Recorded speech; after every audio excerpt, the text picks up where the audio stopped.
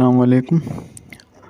आज के लेक्चर में हम स्टार्ट करेंगे क्लास 9 का चैप्टर नंबर 1 बायोलॉजी का इंट्रोडक्शन टू बायोलॉजी। तो हमारा टॉपिक है बायोलॉजी। बायोलॉजी वर्ड जो है वो निकला है ग्रीक लैंग्वेज से। ग्रीक लैंग्वेज के दो वर्ड से। नंबर 1 बायोस जिसका मतलब है लाइफ, और लोगोस जिसका मतलब है थॉट और रीजनिंग।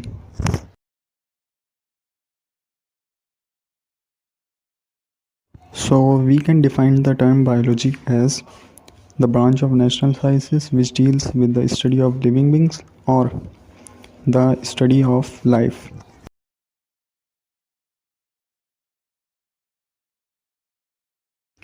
अब हमारा नेक्स्ट टॉपिक है टर्म्स ऑफ बायोलॉजी। तो जैसा कि आप स्टूडेंट्स देख सकते हैं कि ये जो बायोलॉजी की टर्म्स जो हैं जो आपके सामने स्लाइड पर आ रही हैं, जिसमें सबसे पहले एनाटमी है, फिर histology, then immunology, pharmacology, entomology, biometry, biogeography, surgery, animal husbandry और बायो एलिमेंट्स।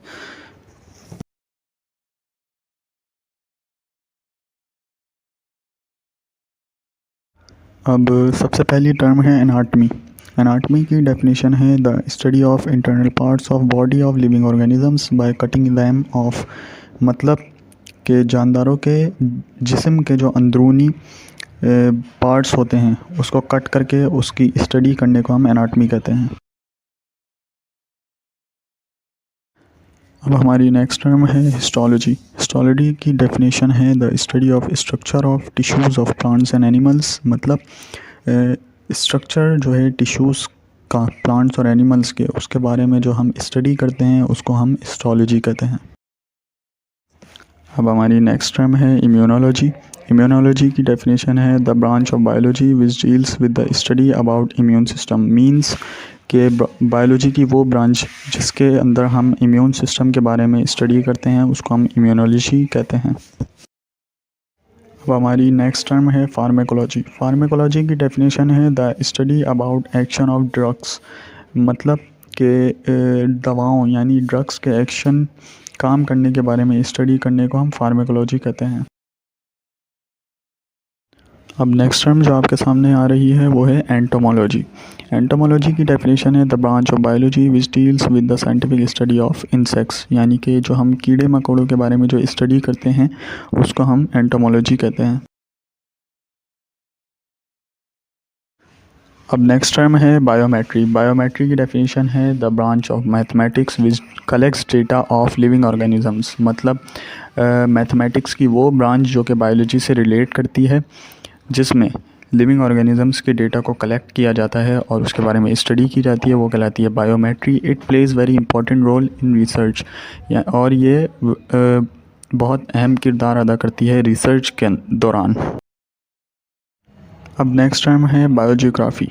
बायोजियोग्राफी की डेफिनेशन है it deals with the distribution of living organisms in different geographical regions of the world, मतलब दुनिया के डिफरेंट जियोग्राफिकल रीजन्स जो हैं उसके अंदर डिफरेंट लिविंग ऑर्गेनिजम्स की डिस्ट्रीब्यूशन के बारे में जो हम स्टडी करते हैं उसको हम कहते हैं बायोजियोग्राफी।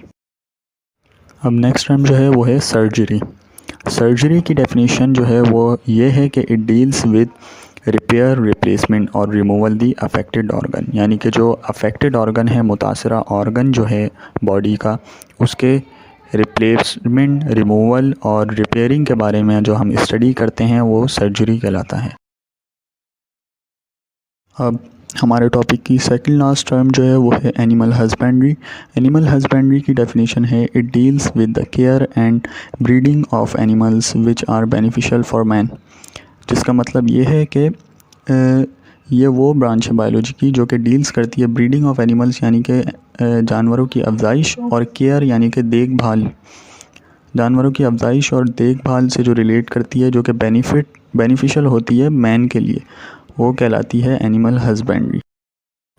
अब हमारी लास्ट टर्म जो है वो है बायो एलिमेंट्स। बायो एलिमेंट्स हम कहते हैं any chemical element which was found naturally in living organisms are bio elements, यानी कि हर वो केमिकल एलिमेंट जो कि कुदरती तौर पर लिविंग ऑर्गेनिजम्स के अंदर पाया जाए वो बायो एलिमेंट्स कहलाएगा।